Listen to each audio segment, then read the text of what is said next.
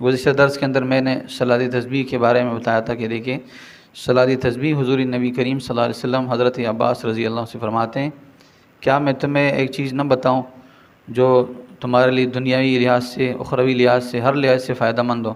اللہ تعالیٰ اس کی وجہ سے آپ کے اگلے پچھلے تمام گناہوں کو، ظاہری باطنی اور خفیہ علانیہ، جو گناہ جان بوجھ کر کیے ہیں، بھولے سے کیے، وہ سارے کے سارے اللہ تعالیٰ معاف فرما دیں۔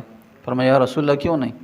فرمایا یہ 4 رکعات نوافل صلاۃ تسبیح پڑھ لیا کریں دن میں ایک مرتبہ، دن میں ایک مرتبہ نہ ہو تو ہفتے میں نہ ہو تو مہینے میں، اور مہینے میں نہ ہو تو سال میں، اور سال میں نہ ہو تو پوری زندگی ایک مرتبہ پڑھ لیا کریں۔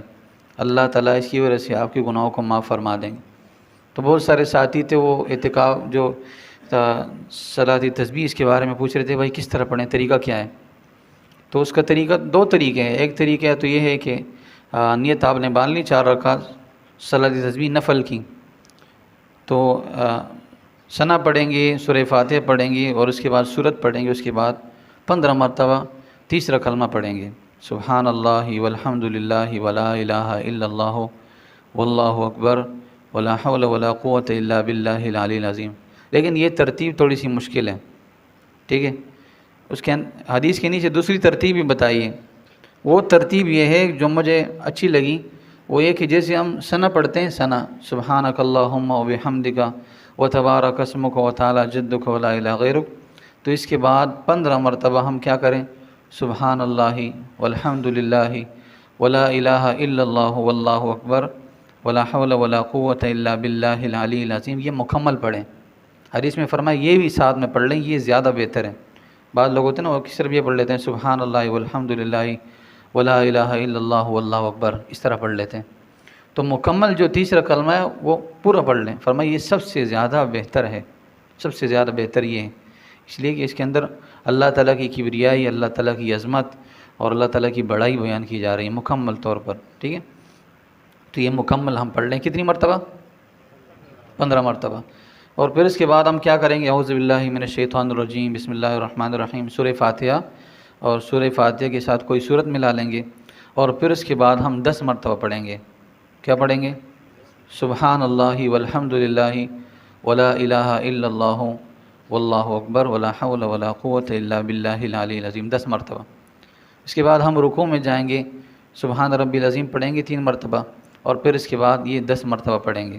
پھر رکوع سے اٹھیں گے اور سمیع اللہ لمن حمدہ ربنا لک الحمد یہ پڑھیں گے، پھر اس کے بعد 10 مرتبہ پڑھیں گے۔ پھر نیچے سجدے میں جائیں گے، سجدے میں جو تسبیحات ہیں وہ پڑھیں گے، سبحان ربی الاعلیٰ، اور پھر اس کے بعد جو ہے یہ 10 مرتبہ پڑھیں گے۔